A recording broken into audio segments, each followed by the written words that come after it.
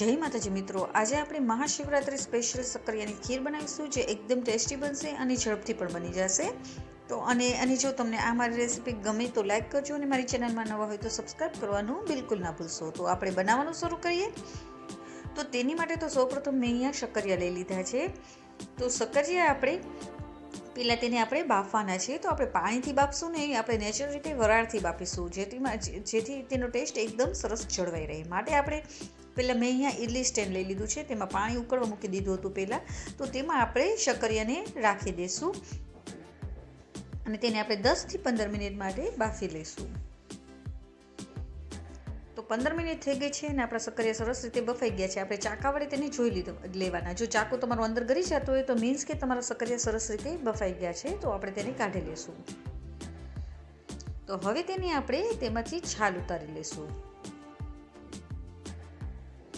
તો આપણા શક્કરિયા સરસ રીતે બફાઈ ગયા છે અને હવે આપણે તેની છાલ ઉતારી લેવાની. બધા શક્કરિયાની આપણે તેમાંથી છાલ ઉતારી લઈશું. છાલ ઉતરી જાય એટલે બધાને આપણે ખમણી લઈશું, જેથી કરીને તે આપણે ખીર બનાવી તો તેમાં લમ્સ ના રહે.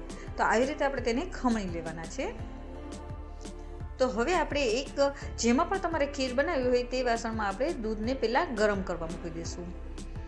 આપણું દૂધ સરસ રીતે ગરમ થઈ જાય, એક ઉભરો આવી જાય એટલે આપણે જે શક્કરિયાને છીણ રાખેલું છે તે નાખી દઈશું તેમાં અને થોડી વાર માટે આપણે તેને પહેલાં હલાવી લઈશું.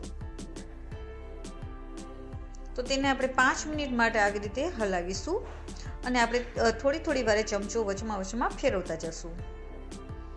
5 મિનિટ થઈ ગઈ છે ને આપણું સરસ રીતે દૂધ પણ ઉકળી ગયું છે ને શક્કરિયા પણ સરસ મેચ થઈ ગયા છે.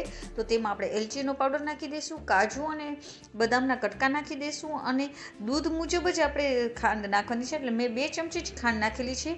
તમને જો વધારે નાખ્યું હોય તો તમે નાખી શકો છો, કારણ કે શક્કરિયા આપણા મીઠા જ હોય છે, માટે આપણે ખાંડની બહુ જરૂર નહીં પડે. તો હવે તેને આપણે 10 મિનિટ માટે આવી રીતે દૂધને ઉકાળી લેવાનું છે અને સાઈડમાં જે આપણે દૂધ બેસી જતું હોય, ચોટી જતું હોય, તેને પણ આવી રીતે ચમચા વડે ઉખાડતા જવાનું.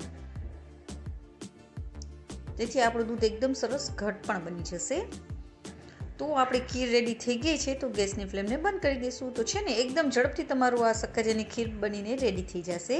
અને જો તમને આ મારી રેસીપી ગમી હોય તો લાઈક કરજો અને મારી ચેનલમાં નવા હોય તો સબસ્ક્રાઈબ કરજો અને બાજુમાં રહેલ બેલ આઇકનને દબાવવાનું બિલકુલ ન ભૂલશો.